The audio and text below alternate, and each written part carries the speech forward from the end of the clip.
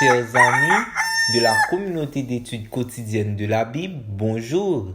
Quel plaisir de vous saluer en ce vendredi 8 mars 2024 pour continuer à partager avec vous la méditation quotidienne pour adultes tirée du livre Dieu est ainsi, portrait de la grâce et de l'amour divin, écrit par Roberto Herrera.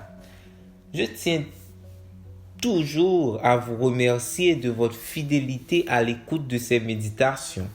Parlant de fidélité, celle d'aujourd'hui a pour titre Dieu, notre fidèle berger. Le texte biblique retenu pour la circonstance se trouve dans Psaume 23, verset 1er. L'Éternel est mon berger, je ne manquerai de rien. Les paroles du texte d'aujourd'hui introduisent le psaume favori de millions de croyants autour du monde. Il fait sans aucun doute partie des passages bibliques les plus mémorisés. Et je connais même des personnes qui ressentent quelque chose de particulier en ayant simplement une Bible ouverte sur le psaume 23 dans un coin de leur maison. Même si une bonne partie de ces personnes n'ont de leur vie jamais vu de berger effectuer son travail auprès de ses brebis, il leur est facile de s'identifier avec ce portrait de Dieu.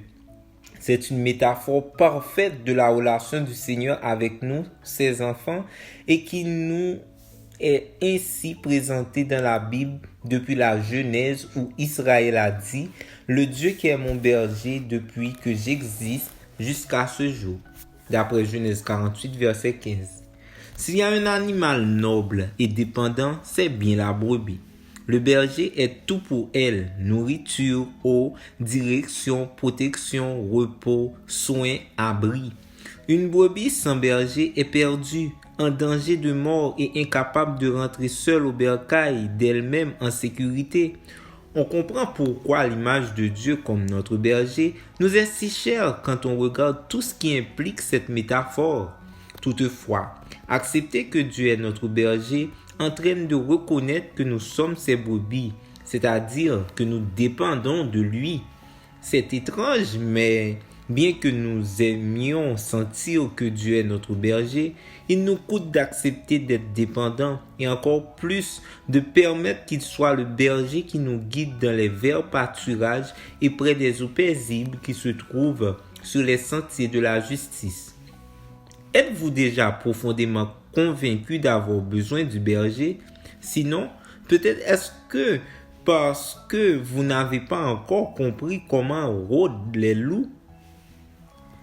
Évidemment, tout berger n'est pas forcément un bon et vrai berger.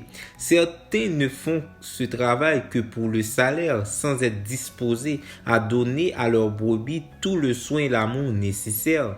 Mais dans le cas de Dieu, le psalmiste nous dit quelque chose en des termes absolus. Nous ne manquons de rien.